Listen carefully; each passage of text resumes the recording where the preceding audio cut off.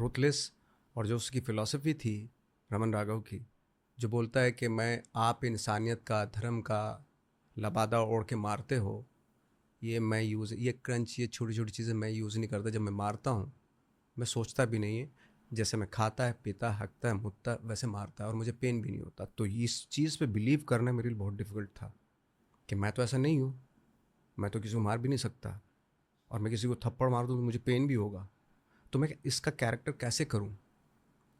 तो मैं चला गया जंगलों में, 4-5 दिन रहा, और सिर्फ इसी फिलॉसफी पे बिलीव करने के लिए कि मैं ऐसा होना चाहता हूँ, मैं ऐसा होना चाहता हूँ।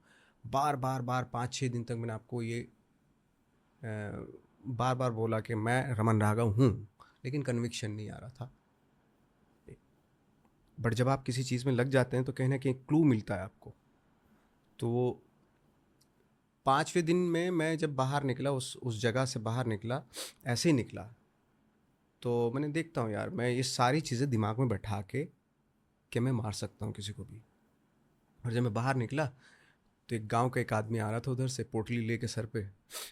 मैं उसकी तरफ गया, कुछ नहीं, कोई एक्सप्रेशन नहीं बनाया मैंने, जस्ट ऐसे खड़ा हो गया उसके सामने, और थोड़ा सा वो घबरा गया। तो मुझे लगा कि शायद मैं पकड़ रहा हूँ धीरे धीरे, और उसी वक्त मैं चला आया मुंबई, और यहाँ आके मैंने पहला सीन किया, जो पुलिस वाले के सामने जब वो बता रहा अपने बारे में, सिंधी दिलवाई में ये में वो, ऐसा हुआ था, तो वो लगाते हाँ थोड़ा कन्विक्शन तो आ रहा है। खुद को क्या लगा? खुद को तो फिर ये लगने लगा मैं बिलोंग करता हूँ इस वर्ल्ड से, और मैं मार सकता हूँ किसी को बिना किसी सोचे समझे। एक वो मैडनेस की हद तक जाना पड़ता है, और मैं गया भी। यही तो होता है एक्टर का काम। बहुत सारे लोग बोलते होंगे यार ये वो तो बहुत बड़ी बड़ी बातें है, बट मेरा बिलीफ तो यही है भाई, है ना। Age of madness. मैडनेस वो बिलीव है, और आती हैं चीज़ें, ऐसे थोड़ी होता है। कैजुअली अगर लेंगे ना चीज़ों को, तो फिर इस तरह के कैरेक्टर्स जो है ना, जैसे जोकर है, ये हैं, उस तरह के जो कैरेक्टर्स है वो नहीं कर पाएंगे आप। एक एक जाना पड़ता है उस जगह, अननोन एरिया में, एक डार्क एरिया में जाना पड़ता है आपको। जोकर अच्छी लगी आपको? Of course, amazing. मुझे भी बहुत अच्छी लगी, पर पता नहीं क्यों अच्छी लगी।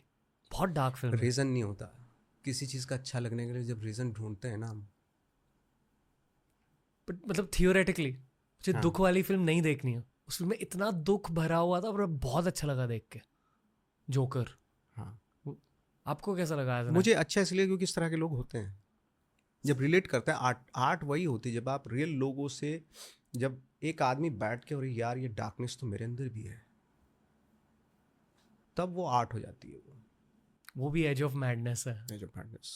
आपका स्क्रीन प्रेजेंस भी इसलिए बहुत ज़्यादा है। आई फील कि आप उस पागलपन के हद तक पहुंचते हो, वहां से डिलीवरी देते हो। मुझे अच्छा लगता है, मुझे मेरे पास टाइम होता है, 24 आवर्स होते हैं एक दिन में, और जब तक शूटिंग शुरू होती है मैं जितना अपने अपनी अपने सोल से, अपने दिमाग से चीज़ें सोच सकता हूँ या निकाल सकता हूँ, क्योंकि you have time, you know. क्योंकि क्या है ना, फिल्म में जो छप गया वो 200 साल तक रहेगा, भले ही हम ना रहें। हम्म। और उस चीज़ को, इसलिए कोई भी सिनेमा में कोई भी चीज़ बहुत कैजुअली नहीं करना चाहिए, बहुत सोच समझ के करनी चाहिए, क्योंकि वो हमेशा रहेगा। फेम के बारे में सोचते हो?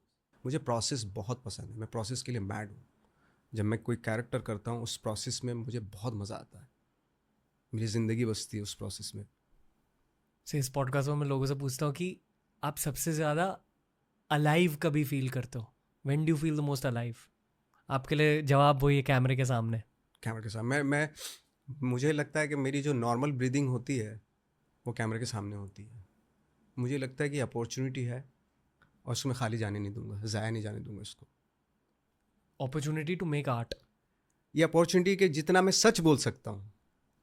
देखिए, रियल लाइफ में क्या है कि हम बहुत झूठ बोलते हैं, हर आदमी कहीं ना कहीं।